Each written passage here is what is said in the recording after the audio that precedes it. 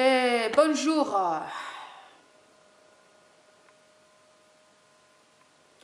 Bon, je vous cache pas que là c'est vraiment pas facile. J'ai plus de café. Il va falloir faire 100. Ça va être chaud. Bon. Le mois de septembre. Allez, je fais la météo du mois de septembre. Allez. J'ai eu pas mal de synchronicité ces derniers temps dans mes échanges avec les personnes, avec des personnes en privé. Ça tournait autour de l'art. Et en fait, ça va jouer là-dessus le mois de septembre. Ça va se jouer autour de la définition pour chacun, chacune de notre art. Et donc de notre travail. Je viens de comprendre un truc, mais super. J'étais en train de regarder des commentaires de personnes qui s'interrogent sur la canalisation qui a eu lieu par un mec de Bernard de Montréal. Bon, moi, j'ai pas pu écouter ça parce que j'ai pas pu. J'arrivais pas à supporter la voix. Ça me mettait... j'arrivais même pas à écouter, tellement que ça m'a... Comme quand vous rentrez dans des toilettes, vous savez, qui sentent tellement mauvais que vous pouvez pas pisser, ça sent trop mauvais, quoi. En fait, ce que j'ai compris, c'est que ces entités qu'on dit les entités astrales, qui sont en nous, hein, qui interfèrent avec nous. Et je dis pas que je suis pas exemple d'être possédée par des entités, ou c'est pas ça. Mais en fait, le truc, c'est que j'ai compris leur mode opératoire. Elles sont là pour siphonner notre énergie, en fait. Donc, quand une personne va passer, je sais pas moi, 30 minutes à s'interroger, est-ce que ça, c'est vraiment valable? Est-ce que là, il est vraiment en train de canaliser Bernard de Montréal? Est-ce que si, est-ce que ça? Et à rentrer dans des débats et tout. Rien que ça, en fait, c'est notre énergie qui se fait siphonner. C'est-à-dire que par le biais du mental et de la réflexion, on rentre dans de la réflexion. Et quand on rentre dans de la réflexion, moi en fait je vois l'énergie qui va comme dans des poches. Et une fois que l'énergie elle est dans des poches, ben, les entités elles récupèrent la poche et elles se nourrissent. Donc les entités savent très bien que s'il y a un mec qui va faire une canalisation de Bernard de Montréal, ben, il y a toute la sphère supramentale qui va être qui va aller là-dessus. Il y a aussi la sphère spirituelle qui est liée au mec qui canalise, mais ils vont tous être focalisés là-dessus. Et elle va pouvoir en fait extirper l'énergie par les gens qui vont soit croire ce qui est dit, soit adhérer, ou soit dans le cas où ils seraient plus, qui développeraient plus du discernement, s'interroger sur la véracité. Mais dans les trois cas, l'attention elle est portée et l'énergie elle est siphonnée. Donc, alors vous allez voir que dans cette vidéo, je vais parler de l'art. Bon, je vais parler de l'importance de développer son art. Et là, ce matin, j'ai encore une nouvelle actualisation par rapport à ça, c'est-à-dire que c'est réellement ce qui nous est le plus important. C'est-à-dire que vous désintéressez progressivement de ce qui se passe, de l'extérieur. Parce que vous avez compris que quand vous portez votre attention à l'extérieur, vous vous faites siphonner votre énergie. Vous donnez votre adhésion à des formes extérieures, vous vous videz de vous-même, de votre énergie. Vous comprenez que votre énergie, vous devez l'employer à la manifestation de quelque chose de créatif, parce que dans cette manifestation, dans l'art, dans la création, vous êtes en contact avec votre énergie et vous l'entretenez, c'est-à-dire que vous faites vivre votre feu. Et il faut faire vivre son feu parce que, comme je vais le dire après, si on ne le fait pas, soit il se retourne contre nous et il nous autodétruit, soit nous on détruit les autres.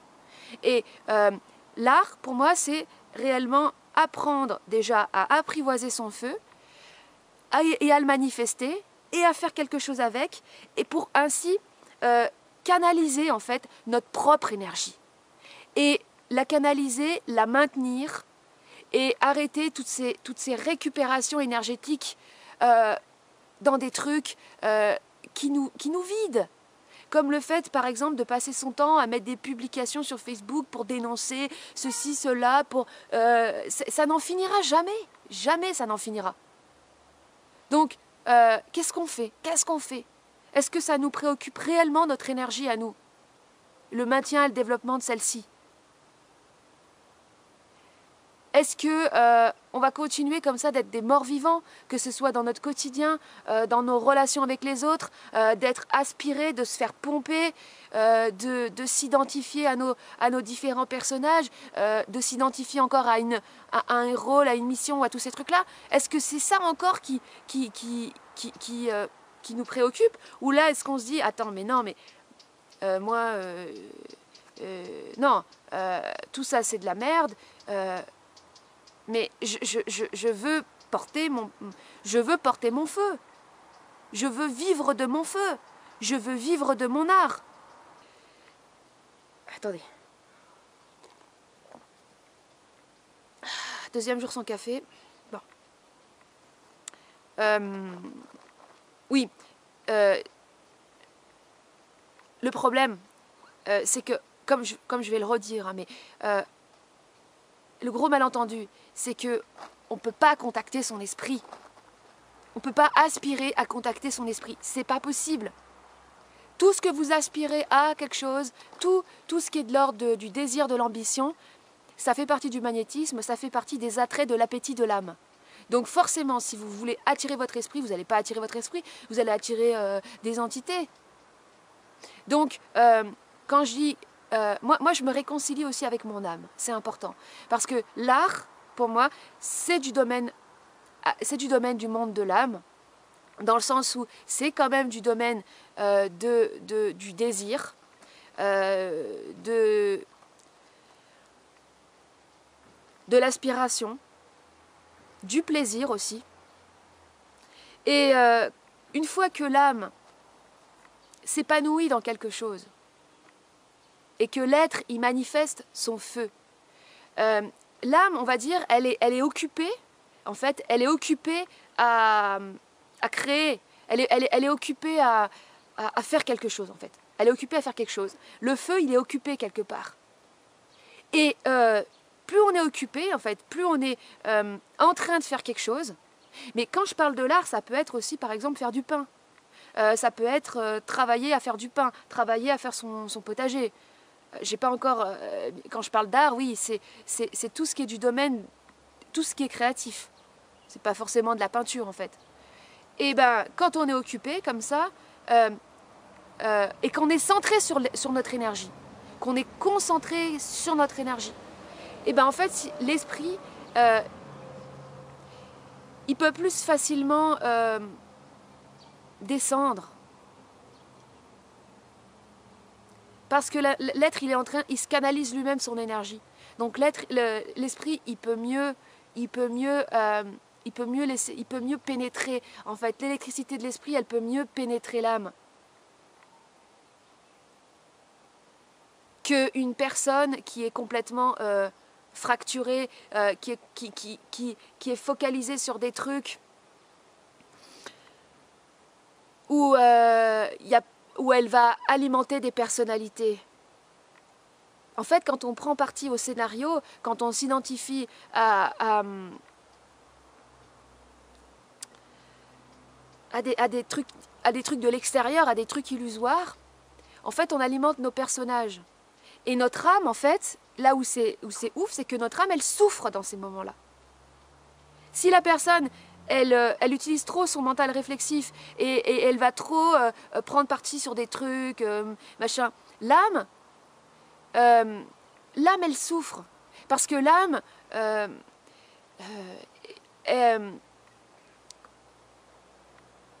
l'âme a un besoin, elle a un besoin de créativité à la base. Elle a un besoin de spontanéité. Elle a un besoin d'être enfant.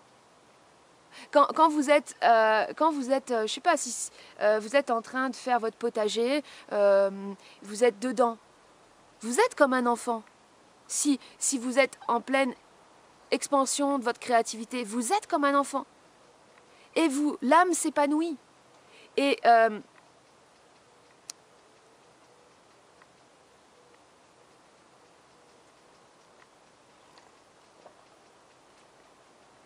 Et c'est cet épanouissement-là qu'il faut rechercher pour pouvoir être déjà bien en soi-même.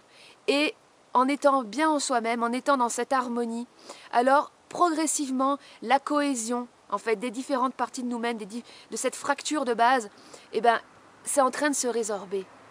Et plus ça se résorbe, plus l'être il se résorbe, il s'unifie, plus l'esprit il peut passer, parce qu'il y a de la maturité, parce que l'être, c'est en se réintégrant, c'est en se recolmatant ses parties que, en fait, il mûrit, il intègre ce qu'il a intégré. Instant publicité, qui c'est qui veut? Qui c'est qui veut ma jolie chapka? Ah, ma jolie chapka, elle est pas chère, je te la fais à 30 balles, 30 balles. Un petit sac, 100% fait main, pas cher, les frais de port ils sont gratuits. Putain, en fait, voilà ce que je croyais que l'art c'était avant. Voilà ce que je croyais que c'était l'art avant. Je croyais que c'était ça l'art. Je croyais que c'était ça. Je croyais que c'était gling gling gling, ça fait gling gling. Et tiens, regarde ma soeur, c'est pour toi, des jolies boucles d'oreilles qui font gling gling, plein de couleurs et de fantaisie encore. Regarde, 100% argent ma soeur, regarde. Un bijou de reine, un bijou de déesse sans nom là fraîchement. Oh mais regarde-moi ce joli tableau qui brille. Oh comme ça brille, ça fait gling gling là aussi, ça fait gling gling. C'est joli comme tout, c'est plein de fantaisie, plein de... Et le petit porte-monnaie il fait gling gling, c'est le porte-monnaie magique, il attire l'argent et la bonne aventure mon frère, oui c'est magnifique. Truc de gamin. Ça, c'est mon moi du passé, ça. De l'affect passion issu du monde de l'âme et des mémoires. Parce que dans ces interférences de nos différentes parties de nous-mêmes, il y a des parties qui entrent, qui sont de l'ordre de la mémoire. Forcément, quand on commence à se remuer, quand on commence à secouer le cocotier, ben, il y a ces mémoires qui rentrent en résonance parce qu'on a besoin de se laisser traverser par elles pour voir qu'elles sont plus d'actualité. On a besoin même d'y croire. Et quand on n'arrive pas à trouver notre voie, ce fameux truc, trouver sa voie, trouver c'est quoi ton truc, c'est quoi ce qui te correspond, ben, c'est très difficile parce que dans un premier temps, c'est les mémoires qui entrent en résonance. Et nous, on s'est identifié à ces mémoires. Moi, est-ce que... Ah, je suis une vendeuse de tapis, hein, je suis une petite bohème, je suis une artiste bohème, qui aime bien les gling-gling, qui aime bien les gros lots, qui aime bien les petits pompons, qui aime bien la fête. Oui, j'ai une partie de moi qui est peut-être une gitane, issue d'une tribu nomade, je sais pas trop. Il y a peut-être ça.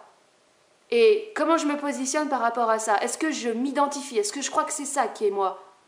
Ben non, parce que je ressens que... Je suis contente de faire les petits porte-monnaies, de faire les petits machins, je suis contente, mais c'est le robot en moi qui agit. Je me sens vivante en faisant ça, mais c'est ma mémoire qui vit. C'est ma mémoire qui veut vivre à travers moi. Et c'est ça le grand... Là, en ce moment, ce qui se passe, c'est que il y a... Quand je disais avant qu'on remue la merde, c'est que... et que aussi on est attiré, aspiré par les scénarios, par les histoires, par la mythologie, par les prophéties. Tous ces éléments-là, ce sont des mémoires qui entrent en résonance avec nous pour tenter d'avoir désespérément encore une existence, encore une manifestation. Et nous, on croit que notre feu se manifeste en réactivant ces mémoires, alors qu'en fait, on reste juste prisonnier de ce scénario, prisonnier de ce film. Alors, quand les spirituels ils disent va vers ce qui t'anime, oui, d'accord, mais va pas vers ce qui te met en possession, ce qui te fait vivre la transcendance et la sensation de puissance. Parce que la vibration, c'est pas tout à fait de la transcendance. C'est plus de la transe, c'est de la transe, mais c'est de la transe de c'est de la transe de centralité. C'est de la transe où, en fait, tu trembles, mais tu rentres en toi en tremblant. Tu rentres en toi en tremblant comme ça. Et en fait, tu deviens plus vivant. Alors, tout simplement, c'est très facile. C'est facile de voir ce qui nous a mis en vibration, c'était bien de la vie et c'était pas de la possession. Parce que votre relation vous allez voir que votre relation aux autres va être meilleure. Vous allez tout simplement, vous allez constater que votre environnement s'améliore. C'est ça une clé pour pouvoir justement bien percevoir que vous êtes sur la bonne voie, j'ai envie de dire, que vous êtes sur la voie de votre propre mise en vibration, de votre art. Votre environnement s'améliore. La relation, les échanges que vous avez avec les autres, ils s'améliorent. Il est plus naturel, il est plus spontané, il y a plus de transparence. Alors, ça ne veut pas dire qu'il ne va pas y avoir plus de clash, parce que quand vous développez votre authenticité par votre être et par la manifestation de ce que vous n'allez plus supporter la fausseté. La fausseté, l'hypocrisie, ça va vous rendre dingo. Et en fait, ce que j'ai observé, moi, dans ma vie, c'est que j'étais destructrice pour l'autre quand je n'exprimais pas mon feu. Quand je n'avais pas de moyen, de canal pour exprimer ce feu.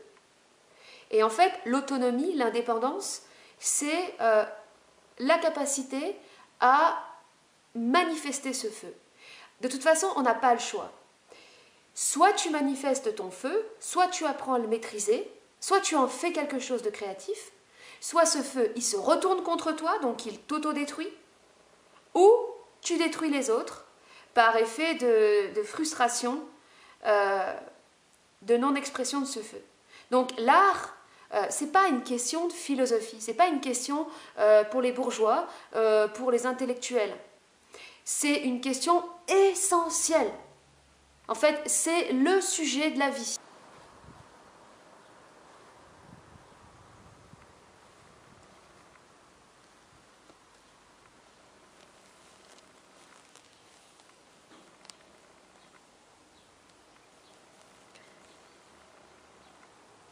J'avais ça dans la poche. La réalisation de notre art et de ce qui nous porte réellement, c'est vraiment pas une option.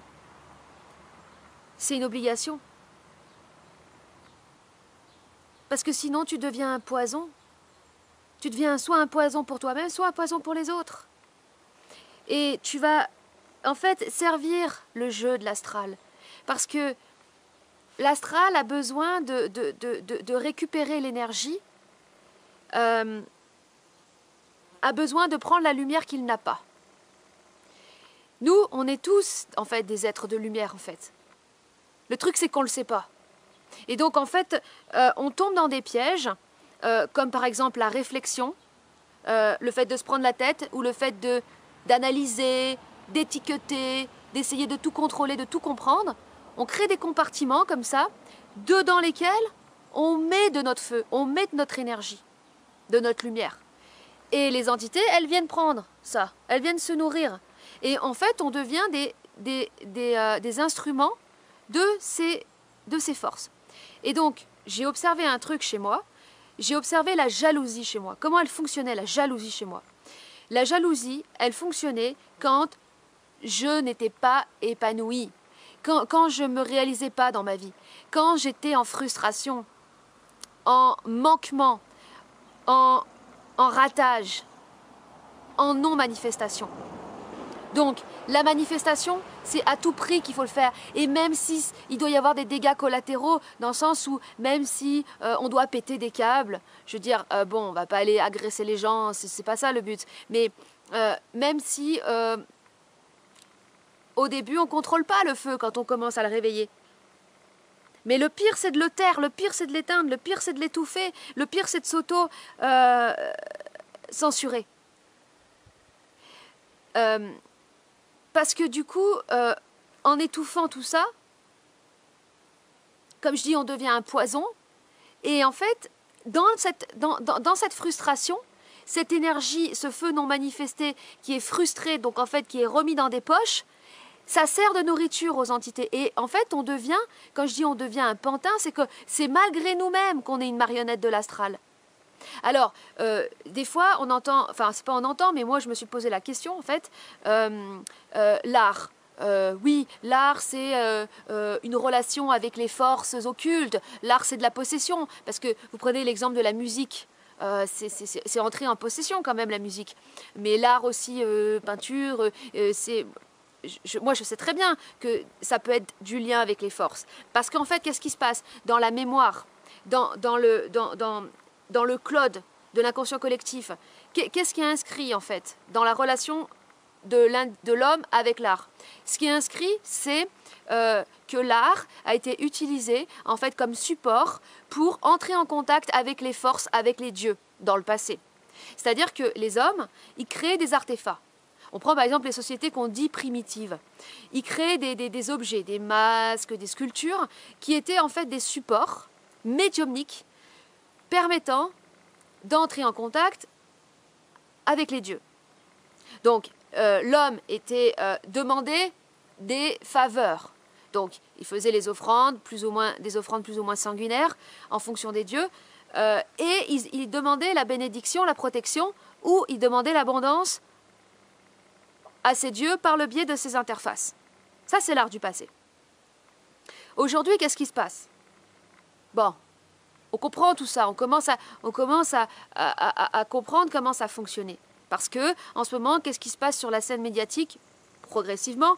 C'est que tous les rites païens issus de l'époque sumérienne et tout ça, et qui continuent à être perpétrés parce que la mémoire doit être perpétrée, parce que c'est toujours une histoire de mémoire. Donc il faut perpétrer les cultes, il faut nourrir les dieux pour nourrir cette mémoire. Bon, bah, tous ces rituels sataniques, ils sont en train d'être révélés au grand jour. Donc, ça veut dire que l'homme, il commence à prendre conscience de comment ça fonctionne. Mais à mesure qu'on prend conscience de comment ça fonctionnait dans le passé, eh ben, l'individu, il récupère, il recrée sa relation à l'art. Et l'art ne devient plus donc un support médiumnique pour entrer en contact avec les dieux, il devient en fait un support de canalisation de son feu. Et ça, mais c'est obligatoire. Je vais le marteler pour que moi ça rentre dans mon crâne aussi. C'est obligatoire de manifester son feu et d'être créatif avec son feu. Sinon, vous êtes dangereux, pour vous-même ou les autres. L'art, c'est tout ce qui fait que l'individu, il se crée, il s'auto-crée, il s'auto-manifeste et il expose ce qui lui est propre. Et il ne peut pas y avoir aucune forme de prise, d'emprise, de jalousie vis-à-vis de l'art et de la manifestation et des uns et des autres, puisque on devient unique.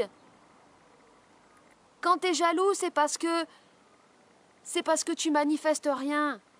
Quand tu en veux aux autres, quand tu es envieux des autres, quand tu aimerais ressembler à un tel, quand t'es pas bien dans ta peau et tu te dis que les autres ils ont pas compris et comment ça se fait qu'ils se soient pas réveillés et moi j'ai envie d'aller les éveiller les gens, j'ai envie de les convaincre, je veux leur montrer que moi j'ai compris. Tout ça c'est de la frustration, c'est de la non-réalisation, c'est du non-épanouissement et donc c'est de la diffraction de l'énergie. Ça j'ai compris vraiment ce matin là, la diffraction de l'énergie, c'est que au lieu d'employer toute notre énergie à manifester ce qu'on est et à développer soit notre art, soit notre science, parce qu'il y a quoi? Il y a l'art et la science. Soit développer notre art, soit développer notre science, soit les deux en même temps, et bien en fait, on perd notre énergie. On la distribue, on la laisse partir dans des trucs qui valent pas le coup. Donc ça suffit. Et le mois de septembre, là, ça va bosser. Ça va bosser sur... chacun va bosser sur son travail. Ça suffit d'aller se plaindre et d'aller critiquer les uns les autres. Oh, eux, ils n'ont pas compris. Oh, puis c'est quand la révolution? Et puis, hein, oh, j'en ai marre de tous ces cons. Mais c'est qui le con, là? Si c'est pas vous qui, en rien foutant et en vous apitoyant sur... ou en attendant quelque chose, en attendant un événement qui viendrait soit nous délivrer, ou soit une révolution, un grand événement, une planète qui arrive. Ah ben comme ça c'est pratique, t'as rien à faire. Ça suffit les conneries, hein. L'art c'est notre signature dans la matière. Alors on entend souvent parler de signature énergétique. Ça c'est au niveau de l'être. Chaque être a une signature énergétique. Mais au niveau de la matière, l'art, c'est la signature manifestée au niveau de la matière de l'individu. Et le job, ça consiste à définir cet art.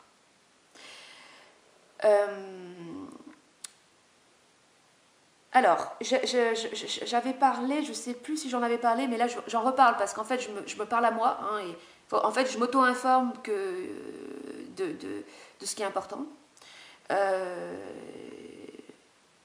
Ah oui, au fait, Françoise, si tu me regardes, ça s'adresse à toi. On ne peut pas contacter son esprit. On ne peut pas aspirer à vouloir contacter son esprit. Quand tu es là, tu te poses une question, tiens, qu'est-ce que ça veut dire ça? C'est quoi la réponse? Ah, c'est ça. En fait, les réponses que tu as, c'est de la manipulation, en fait. C'est de l'illusion. C'est du fake. C'est ok, de la réponse mentale qui va te donner l'illusion que tu as une réponse, que tu es en train de communiquer avec ton esprit, alors qu'en fait que c'est juste une pensée qui te traverse et qui va te donner l'illusion que c'est vrai. Bon, ça sert à rien de parler toujours de manipulation astrale, au bout d'un moment ça fout les boules. Oh putain, je suis manipulée par des entités, oh là là là là. Bon, ça sert à rien de dramatiser non plus. Moi, perso, je suis bien aussi possédée par mes pensées. Donc, j'arrête de dramatiser par rapport à ça, et c'est important de se décontracter. Et c'est très bien aussi, François, ce que tu fais, parce que tu es très décontractée. Mais tu es encore dans cette impatience, et même tes montages vidéo, ils en témoignent, c'est hyper saccadé, c'est hyper ramassé, tu veux de la réponse, ça marche pas. Donc en fait, ça c'est un truc que j'ai compris il n'y a pas très longtemps, on ne peut pas contacter son esprit. C'est bien la différence qu'il y a entre justement l'esprit et l'astral, et justement l'esprit et la spiritualité. Parce que la spiritualité, c'est une aspiration à quelque chose.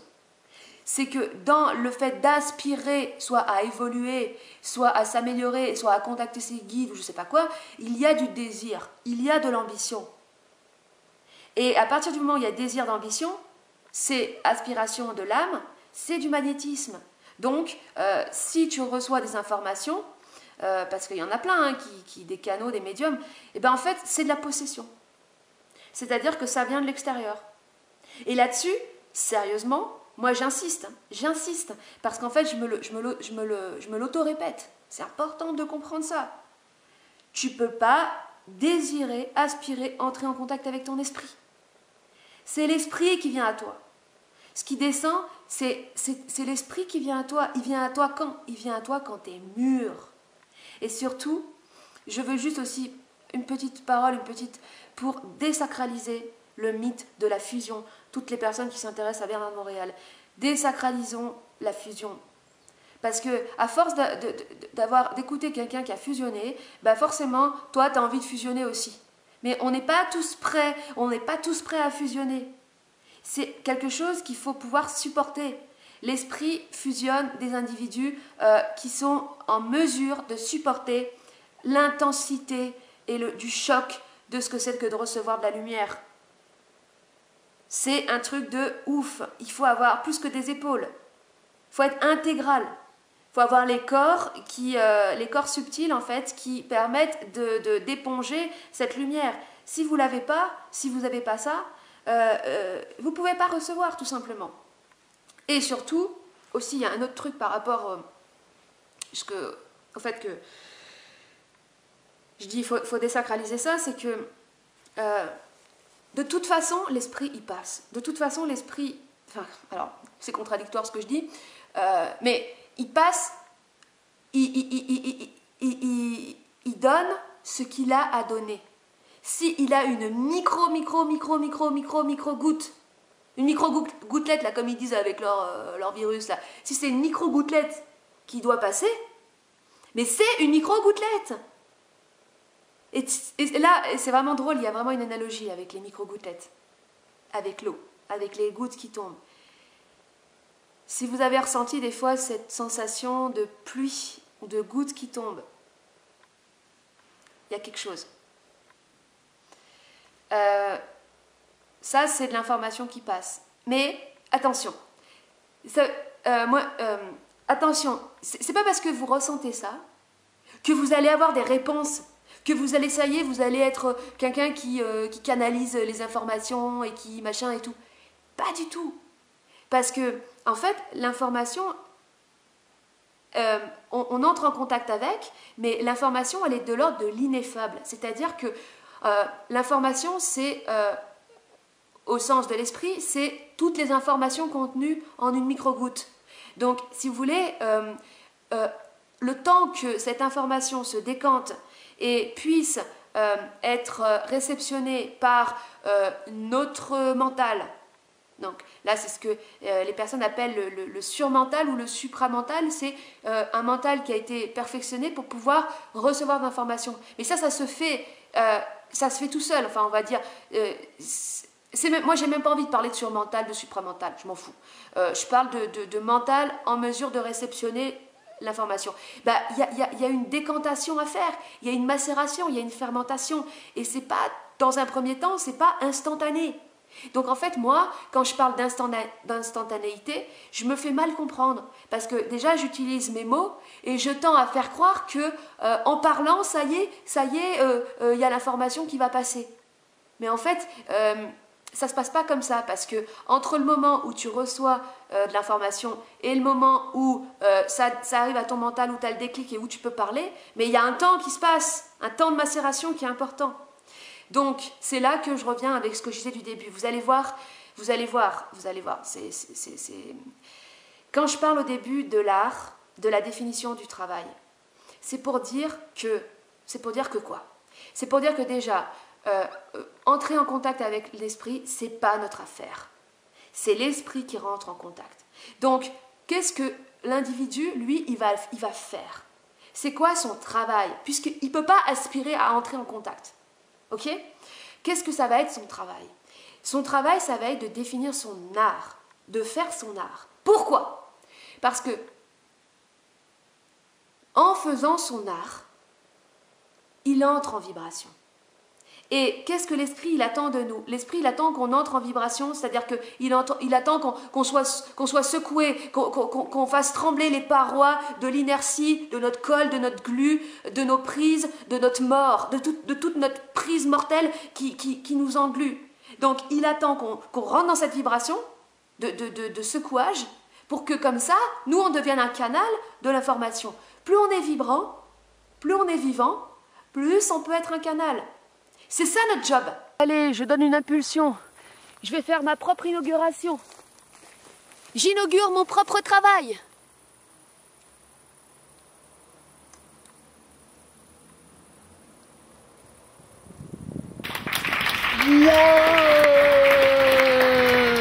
Bon, mon travail, à moi, c'est quoi? Moi, mon truc, c'est que j'aime envoyer. J'aime envoyer. Alors c'est marrant parce que vous allez voir à la fin de la vidéo, j'ai fait des prises de vue sur le Tour de France. À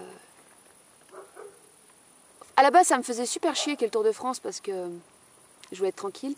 Et il y a la caravane qui passait, j'avais jamais vu la caravane. C'est des enceintes publicitaires, des chars en fait. Et les personnes qui sont dessus, elles balancent des produits gratuits, des goodies, tout ça. Et ça m'a beaucoup amusée parce que justement, il y avait cette notion d'envoyer. Il y avait cette énergie de t'envoyer. Et c'est vraiment ça mon truc, c'est ce qui me fait le plus kiffer. Alors là, quand je fais ces vidéos publiques sur YouTube, j'envoie je ne sais pas trop à qui. Mais là où moi je suis plus percutante, et là où surtout mon art, donc ma parole et mes vidéos, parce que c'est les deux ensemble, hein, c'est la voix et les vidéos. Là où c'est le plus efficace, c'est quand je m'adresse à des personnes en particulier. En fait, c'est là quand je fais des spéciales dédicaces. Ça y est, ils arrivent. Ben, je vais vous laisser, je vais aller regarder le Tour de France en direct.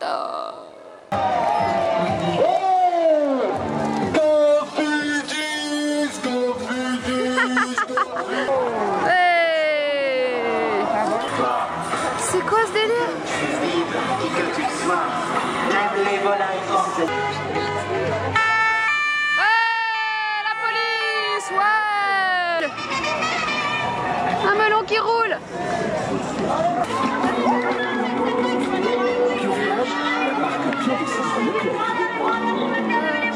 Ouais. 750 produits certifiés bio à prix Leclerc. Pas mal, ça c'est pas mal du tout. Ah ouais, le mec il fait du vélo sur... Ah, excellent. Ouais. Il y en a de toutes les couleurs.